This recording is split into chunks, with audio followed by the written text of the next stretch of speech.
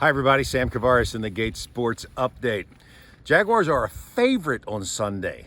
Can you believe that? Against the New Orleans Saints, who are 3-0 under Teddy Bridgewater since he's become the starter and Drew Brees was out.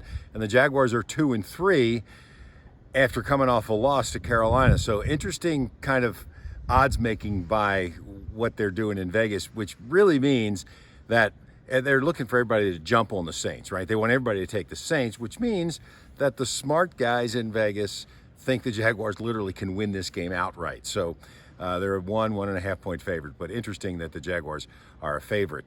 Sunday, Jalen Ramsey continues to be limited this week, but if he continues that way, we'll see if he ends up playing Sunday, but you would expect him to play if he's been practicing on Wednesday, Thursday, and also today. Meanwhile, the Gators with that big game coming up tomorrow night in Baton Rouge, and they're a 14-point underdog. I mean, that's the biggest underdog they've been all year long. And what's fascinating to me is what Dan Mullen said. Look, if they want to give us the 14 points when we walk in there, that's just fine. But if not, it's irrelevant. And it really is.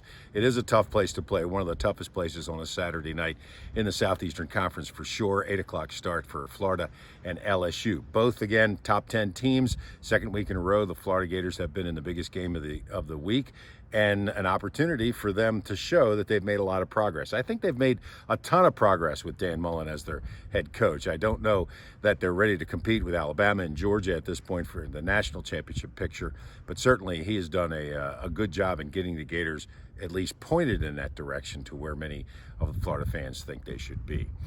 And without getting too political, the NBA sure has gotten themselves in a pickle with China. The GM from the Houston Rockets tweeted out some support for Hong Kong. The NBA apologized. Everybody, James Harden apologized. In fact, the Nets and the Lakers are playing there for the next couple of days, and they've canceled all of the media opportunity there simply because they don't want this so-called controversy to continue. It does seem a really difficult spot.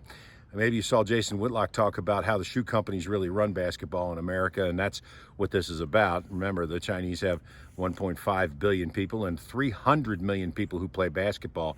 It's a pretty big market for both Nike and Adidas. And it was disappointing to see Steve Kerr and Greg Popovich, but particularly Kerr, who has used his platform for his political views over time, and he certainly has that right, and everybody should encourage that. But when asked about this, he deferred, saying it was a complex international situation. Well, just like many of the other situations that he comments on are complex international situations that he's not involved in. He, based on, and I'm sure you know his history and his dad, has plenty of room and plenty of leeway to make whatever comments he wants. It's just a shame that he stepped away from this one so quickly. I'm Sam Kavaris. That's the Gate Sports Update. Don't forget, if the Jaguars win on Sunday, on Monday, you can go to any of your Gate stores and for just 99 cents, fill up a 20-ounce cup of Pepsi. That's at any Gate store. Again, Sam Kavaris for the Gate Sports Update.